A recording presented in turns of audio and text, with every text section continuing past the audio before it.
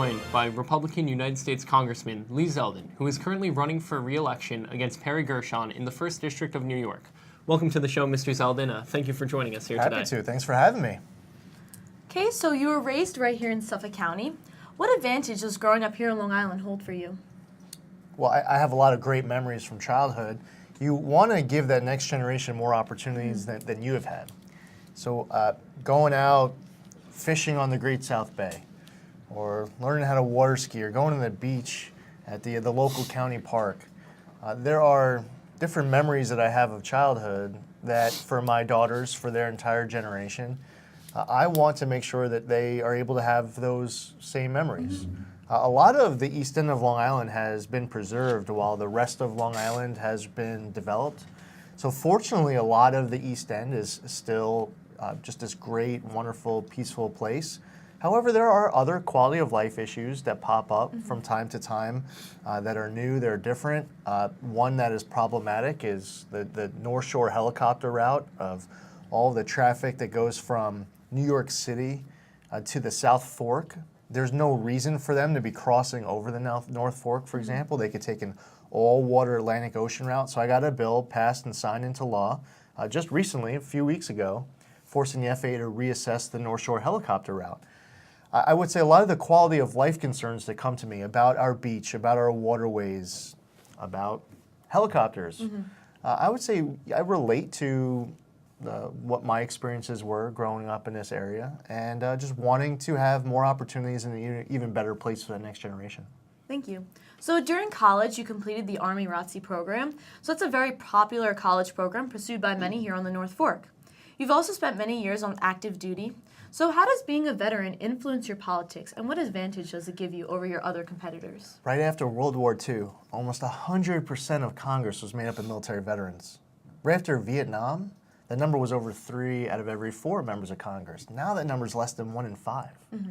So when you're dealing with issues about our veterans of post-traumatic stress, or our veterans who they don't have a roof over their head, trying to get a job as they're integrating back after military service.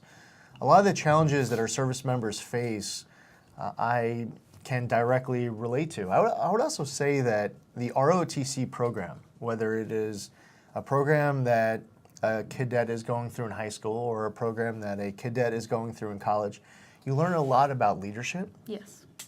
You are able to better identify your strengths and your weaknesses. You work with your peers to address your weaknesses, and I think you're more prepared for whatever the world has for you in life. So the ROTC program doesn't just prepare you to be a leader in the military. I would say that the ROTC program does an exceptional job at preparing you for being a leader in life. Thank you. Now, after being in Congress for a number of years, what are some of the most important things you feel like you have accomplished so far? There are a lot of local priorities. So earlier on when I was talking about the North Shore helicopter route, getting a bill passed and signed into law, I love being able to start with an idea and work the entire process with colleagues on both sides of the aisle, in the House and the Senate and the White House, to get something over the finish line. Another bill that I got passed and signed into law earlier this year was for adult day health care for our disabled veterans. So in Stony Brook, the Long Island State Veterans Home, that's one of only 3 sites in the entire country that offers adult day health care for our veterans. But there are over 150 state veterans homes in the country. They all can be providing this service. So this bill that was passed and signed into law is now able to not only provide more opportunities for veterans who live here locally, but can expand this program nationally. And why do we need adult day health care for our veterans? It could keep that veteran out of an institutionalized setting. So for that family member who feels like they cannot afford to, they don't have the ability to take care of that veteran during the day, that veteran might end up in a nursing home, but instead they are able to go home at night because of adult day health care. Those are 2 examples that brought a lot of funding back, fully funding the National Estuary Program or Sea Grant or the Long Island Sound Program. We've actually tripled funding for the Long Island Sound Program. Making permanent the conservation easement tax credit, getting funding for our local bridges, a dredge that I have right now in the Merchants Inlet, the intercoastal right after that. So a lot of local priorities, but there are also national, even global issues that we're always weighing in on. Just trying to protect our security, help grow our economy, take care of our veterans and first responders. A lot of important priorities for the residents of the 1st Congressional District. So we're always multitasking and trying to bring home a lot of wins. Okay, so in your years in office, one of your favorite achievements was improving healthcare in America. How will you continue to go about improving healthcare? Well, I'll tell you, there are certain issues that when you get something done that day, you need to wake up the next day and say, what else are we going to do to help them? And while I was just talking about veterans, that's one example. You help a veteran today, you get something over the finish line, you wake up the next day and say, what else can we do for our veterans? With healthcare, something that might be the most personal issue to us locally is the heroin and opioid abuse epidemic. Yeah. And whatever you do today to help combat the heroin opioid abuse epidemic, you have to wake up tomorrow and ask yourself, what else can we do today? So the top priority in my first 2 years in Congress was to get a bill passed and signed into law called the Comprehensive Addiction and Recovery Act. And I had multiple press conferences, I co-sponsored the bill, really pushed colleagues. I'm on the bipartisan heroin task force. And the bill was passed and signed into law, and it focuses on rehabilitation and prevention and treatment and education, all good. The top priority for the advocates during this Congress was a package of dozens of bipartisan bills to combat the heroin opioid abuse epidemic. They passed separately. It was 58 different bills that passed in the House.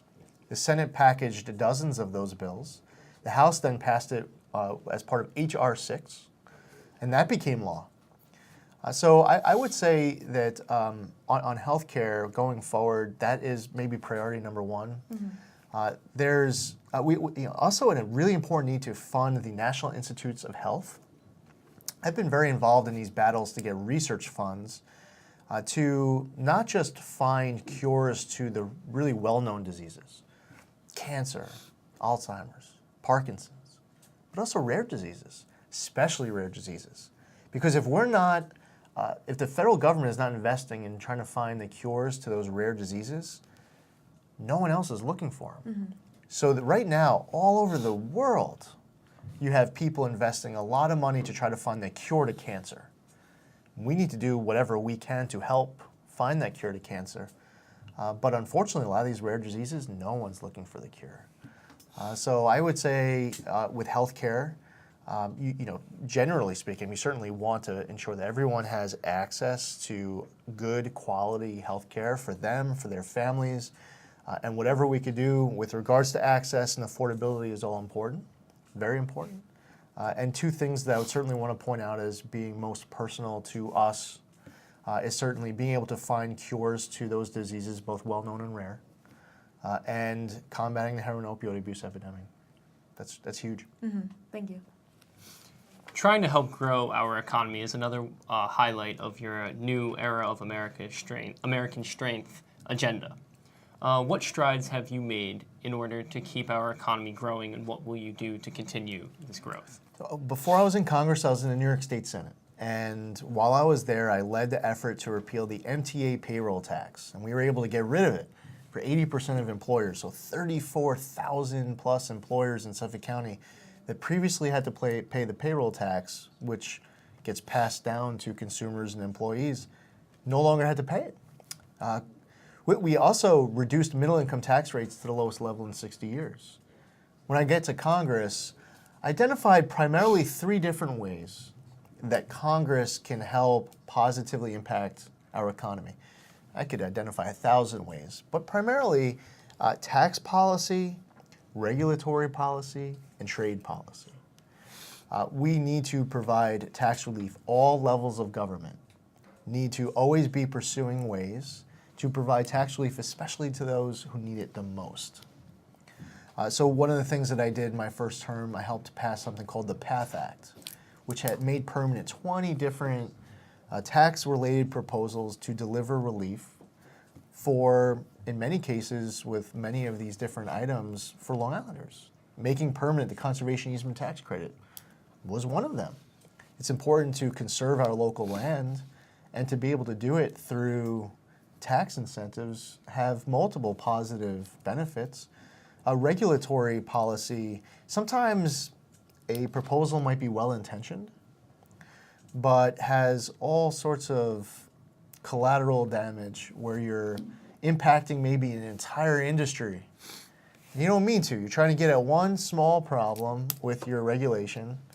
I'm not someone who's against all regulation, but when you create a regulation, you have to do it, you have to draft it as smartly as possible.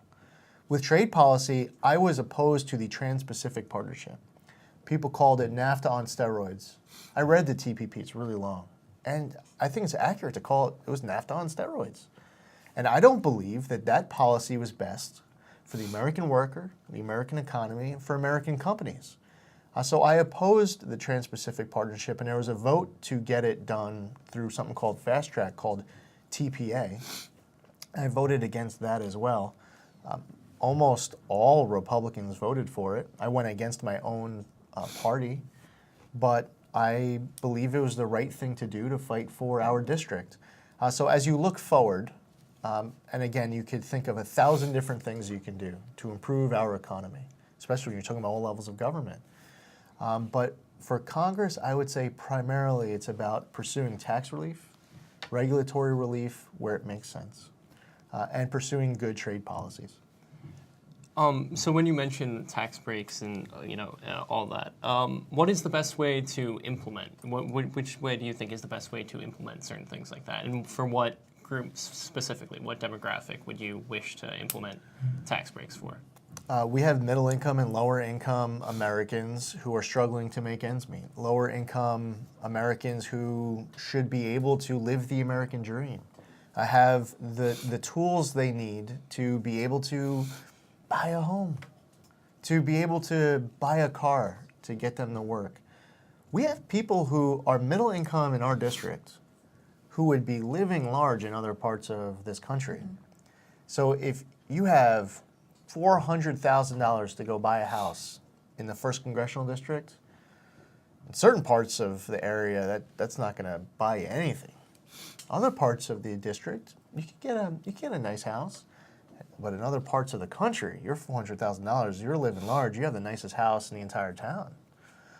So even the middle income, many middle income taxpayers in our district are, they might own a home, they might own a car, but they're not able to take their family down to Disney World next spring break. They just don't have that kind of extra money.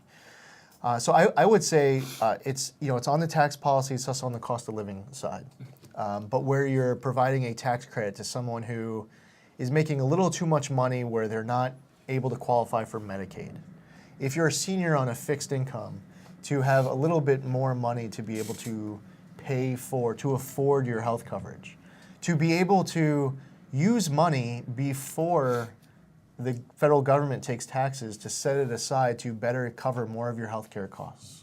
To set aside money that you're making before the government taxes it in order to help save for retirement better than the current rules. To be able to save for school. But let's say that you're graduating high school and you're not going to go to college. Instead, you're going to join an apprenticeship program. You want to go into a certain STEM-related field, and maybe college isn't the answer right out of high school. To be able to take money out of that 527 college savings program and dedicate some of that money towards that new track that you want to take. So I would say flexibility in ways to save for retirement, to make it easier for employers and employees, to help that employee save for retirement, to be able to afford healthcare coverage, to be able to save for college.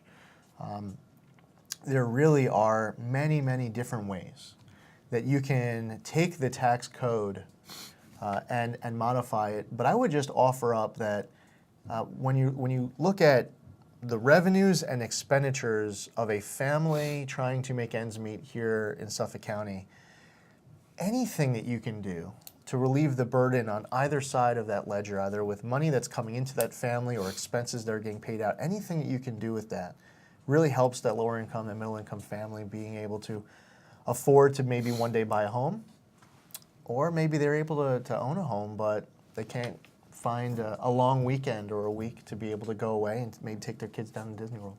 Mm-hmm. What would be the first thing you would pull money from in order to help with taxation?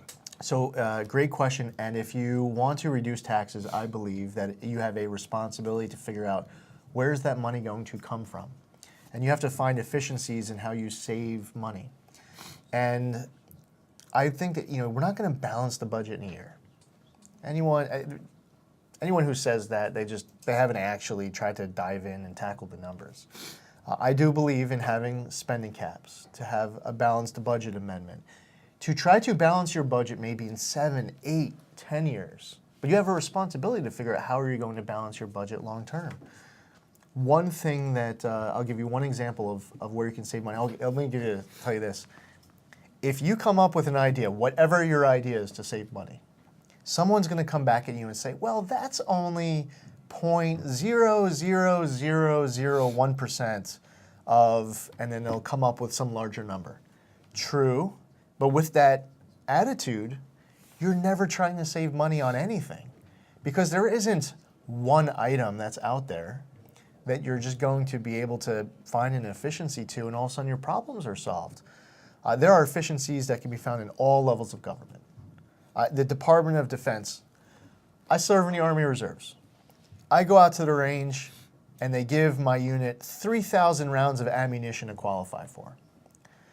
If our unit expends 1,800 rounds of ammo and we're done, we're qualified, and we go back and we turn in the 1,200 rounds of ammunition that we didn't use, the next time we go to the range a year later, they're only going to give us 1,800 rounds of ammo.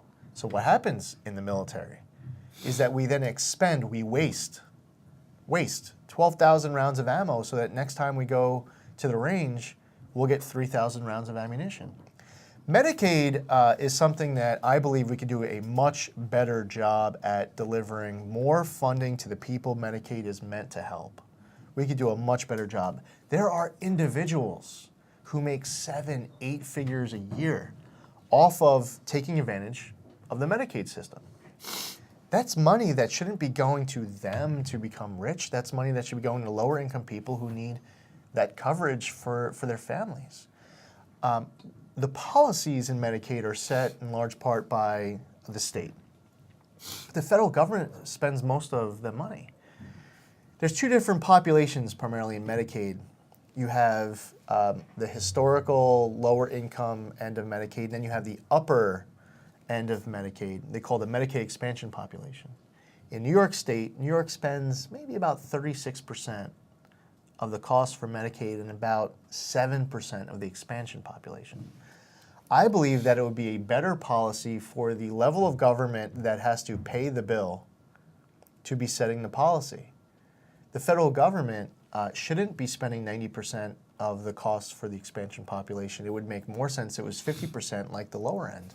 And there are many different reasons for that. There's very strong reason, justification for that proposal.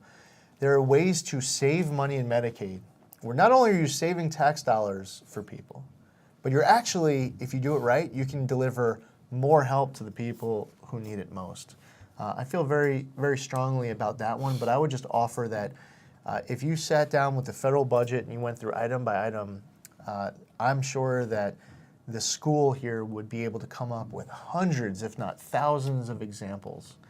And the number one thing that will be used about your proposal for that one thing you want to cut is, well, that's only 0.00001% of the federal budget.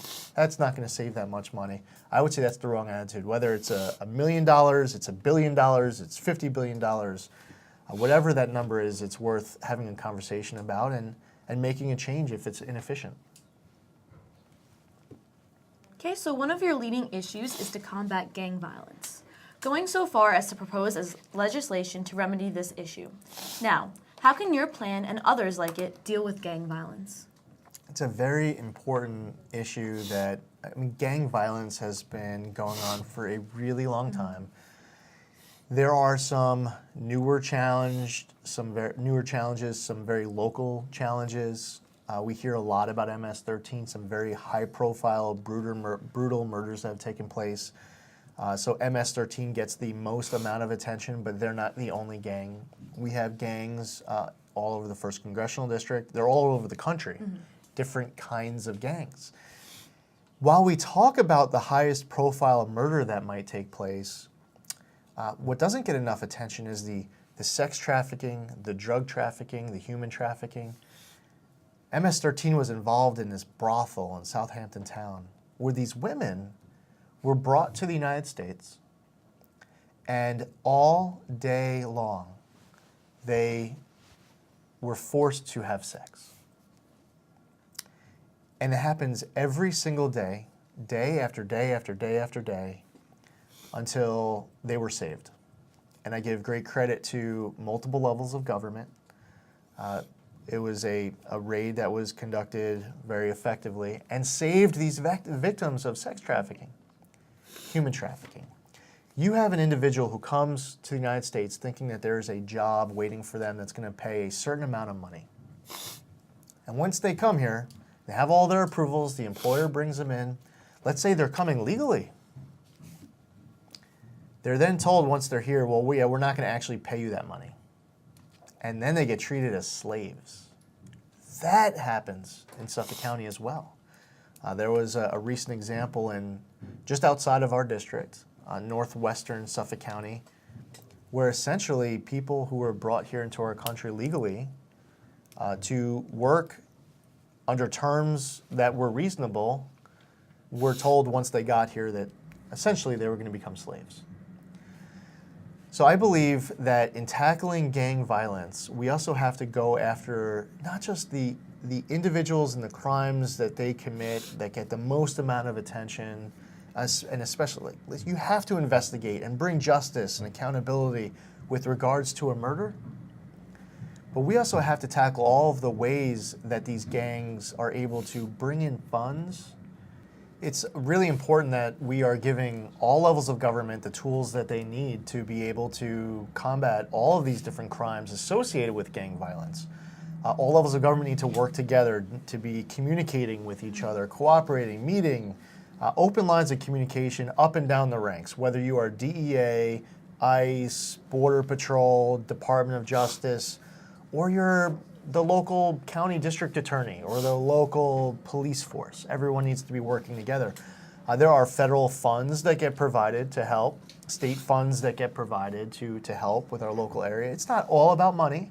It's about ensuring that you have the right laws in place. The prosecutor sometimes will request a change to a law to make it easier to prove a particular element of a crime.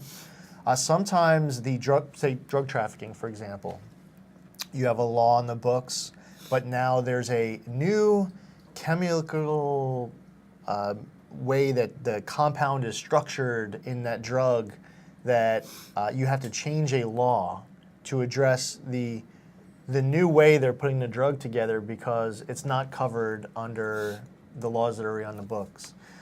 I would say it's really important to deal with border security and interior enforcement. That is all tied up in this debate. Different programs that we have, the UAC program, unaccompanied alien children, the TPS program. We need to ensure that we're setting up children for success. So if you come to the country, regardless of your immigration status, you come into the country and you end up in a community, in a home. If you're being recruited into MS-13, you're being targeted for recruitment. If you're in a school district that is not doing enough to help with English as a second language or improving attendance rates and graduation rates, literacy rates, that you're really setting up that kid for success. And oftentimes it starts with just being put in the wrong foster care. So there really is a lot that goes into it. But I think what's key is all levels of government working together, having whatever resources they need, whether it's funding or laws or otherwise. And also when we talk about border security, it's not just about people who cross, it's also about illegal substances that get used. So these crimes that get committed, oftentimes they come in from outside the country. And it's not just about our physical border. It could be a JFK airport. It could be customs having the resources that they need for packages that are coming in through the airport and catching a lot of crimes that get committed at ports of entry as well. These different locations all around our nation, not just our physical border, let's say, with Mexico. What do you believe is the best pathway to citizenship for someone from outside of the United States? Well, we have laws that are currently on. There are many different ways to become a United States citizen. There are a lot of flaws with the current system as it is now, and it could be made better. It's been elusive. So over the course of the last decade plus, we've had a Republican president, a Democratic president, and then a Republican president. We've had a Republican Congress, a Democratic Congress, and basically every combination thereof. And you haven't had a big immigration bill get passed. But there's a need for certain improvements. To answer your question, I strongly support legal immigration.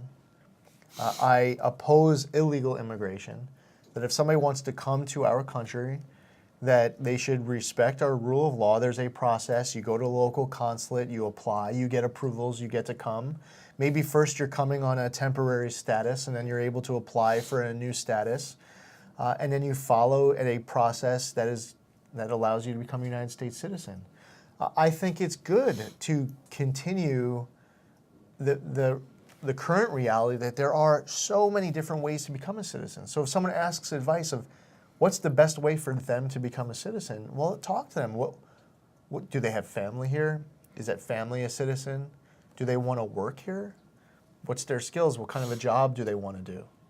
Is it a skill-based job, or is it another job that's important here on the East End with regards to the tourism and hospitality industry, our agriculture industry? There are many different types of jobs that they can do, but that would end up answering the question of what kind of visa that they should apply for.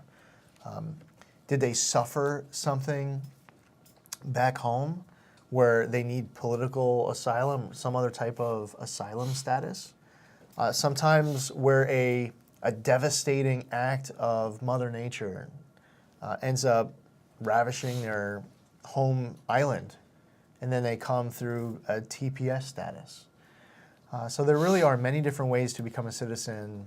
I would just encourage someone who wants to become a citizen to follow the rules.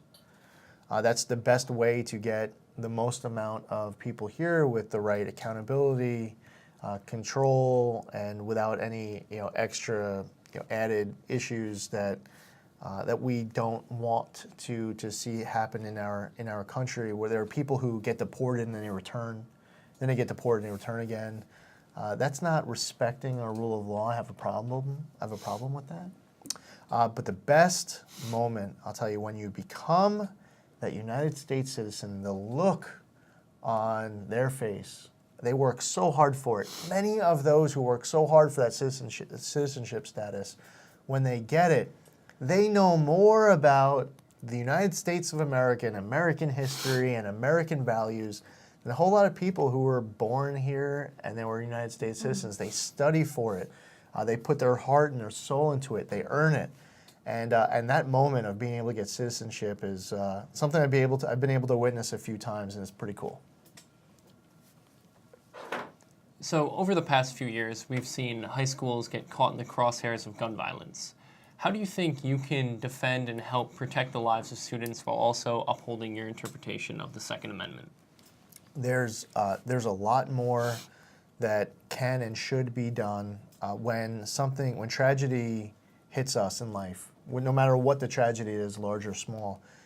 You need to try to learn your lessons from it, and then you act on those lessons. Unfortunately, what happens too often with a lot of the gun violence related issues is that right away it becomes politicized before you even bury the victim.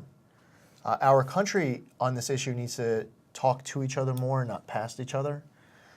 There are good, sound proposals. Let me give you a few examples.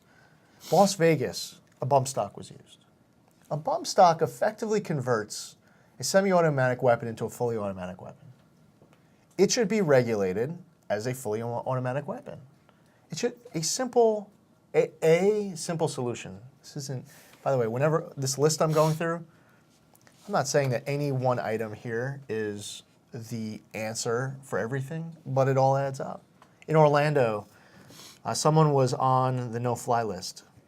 I believe that a known or suspected terrorist and by the way, I don't know a single member of Congress who would disagree with this. I don't believe that a known or suspected terrorist should be able to acquire a firearm or explosive. We all should agree on that, right? The problem is it became politicized so quickly right after Orlando, and we weren't talking to each other. There's a debate that needs to be had. Should the burden be on the government to prove that someone is a terrorist, or should the burden be on the purchaser to prove that they're not a terrorist? Now, my personal opinion, I introduced the Protect America Act because I think it was a responsibility on my part to actually put pen to paper and let people know where I stand. I believe the burden should be on the government to provide evidence that shows that someone is a known or suspected terrorist. That the purchaser should have a hearing. They should have a right to a hearing, notice of a hearing, right to counsel at hearing. So that if the government is providing evidence saying that there's a suspected terrorist, that the purchaser is able to then provide evidence to defend themselves. That provides the right balance. It ensures that known or suspected terrorist does not purchase a firearm or explosive, and it also makes sure that we are providing due process rights for law-abiding Americans who, there's an example of someone who was added to the no-fly list not because they were a suspect, because they were a former college roommate of a person that the federal government was looking to talk to, and they were trying to track the person down so that if they went to get on an airplane, the federal government would know that they've located this person and they could talk to them because they were a former college roommate of a suspect. Parkland. That student manifested an intent to shoot that school up. All of the threats, the indications were there. If there was an example of one person in the United States of America who should not have had a firearm, it was that shooter in Parkland.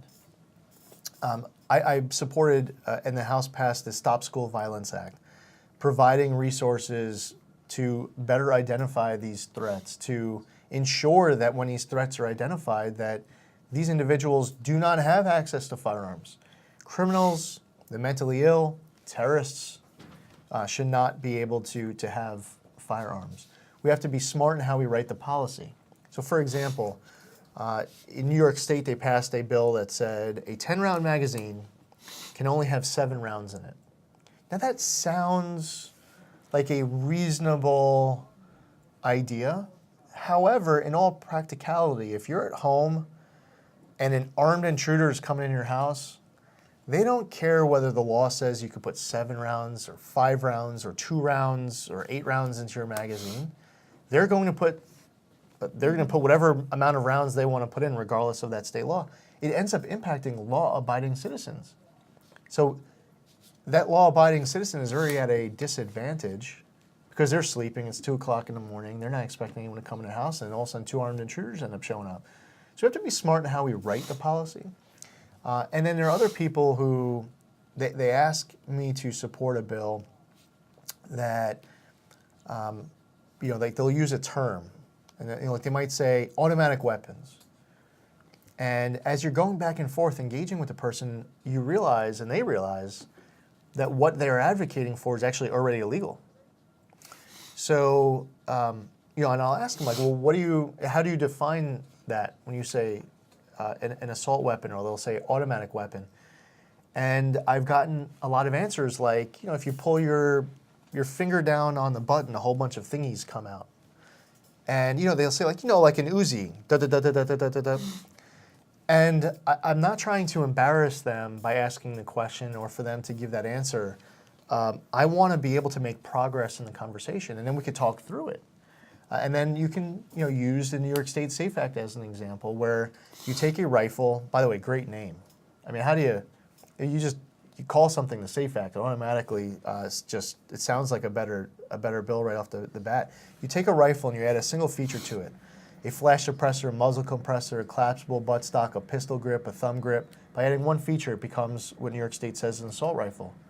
But I know a lot about firearms. You take a rifle and you add, I could show you a rifle that has all of those features in it, yet would not be an assault rifle under the New York State SAFE Act. Now, I've seen rifles that have a collapsible buttstock, a pistol grip, a thumb grip, but they aren't assault rifles. So how we define this, because you're not going to just have a bill that comes in front of us that says, ban assault rifles, 3 words, that's it. So let's talk through these issues more. Let's not politicize it the way that it is politicized. Each time something happens, we should be learning from what took place and then working together to make sure that it doesn't happen again. And there's a lot of progress that can be had. Okay, so since we are in a school, the education and legislation is of the utmost importance.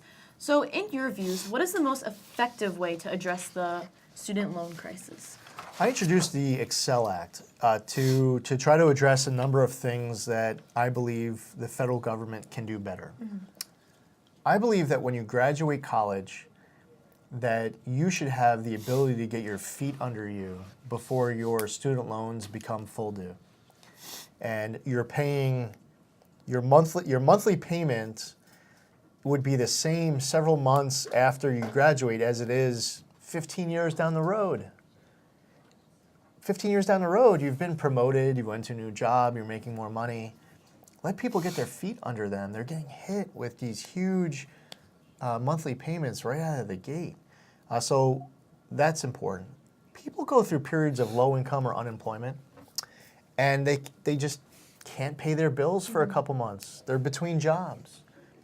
Shouldn't their student loan have flexibility during those periods of low income or unemployment so that when they get back into the workforce, they have an ability to pay, then their bills can become due like they were before that period of low income or unemployment?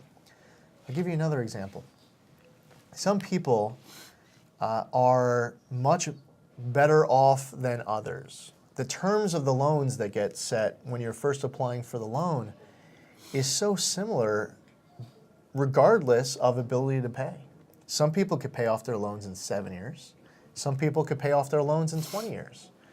The Excel Act structures the period, the monthly payment, and the length of time that you'll be paying it off based off of your ability to pay. Those are several examples that I put all of them into one bill. There are other ways to help. I went to the State University of New York at Albany, otherwise known as Harvard on the Hudson. At the time, I would say that the school was, maybe it was $3,700 a year. I don't remember exactly the amount, but it was about that. There are great community colleges and state universities here in New York State, here in Suffolk County. I was at a Suffolk County Community College graduation a few years back where someone was graduating 2 years of Suffolk Community College and then got accepted with a full ride to Cornell University. They were going to have a degree from an Ivy League university and it was going to cost them nothing. And it was all because they went to Suffolk and they got amazing grades and they applied themselves. I experienced the same thing at SUNY Albany. A lot of these universities are what you make out of it.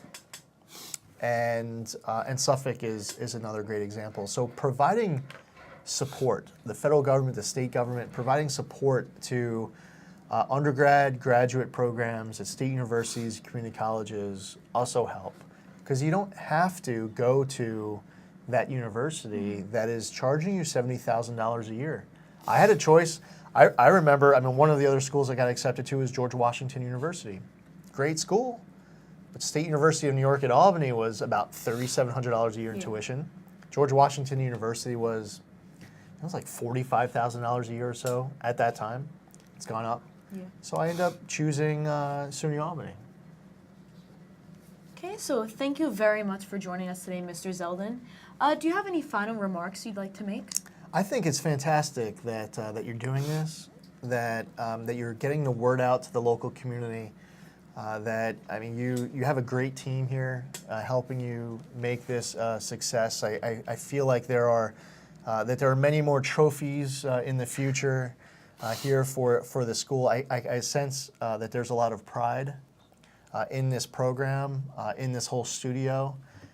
This is, still we're just a few years in, but I have a feeling that this is something that for decades students will go off maybe even into college and beyond and see that they got their start here, either in front of or behind the camera at the studio. So to the teachers, to the students, I'm just really impressed with the entire team here. And really appreciate you having me in. Thank you very much. So thank you once again for coming out. It was a pleasure to have you. Make sure to vote this election season, November 6, 2018. I'm Serena Basil, he's Anakin Mignon, and he is Lee Zeldin. To see the full interview with Mr. Lee Zeldin and Perry Gerjon, log on to SohoTVNews.com.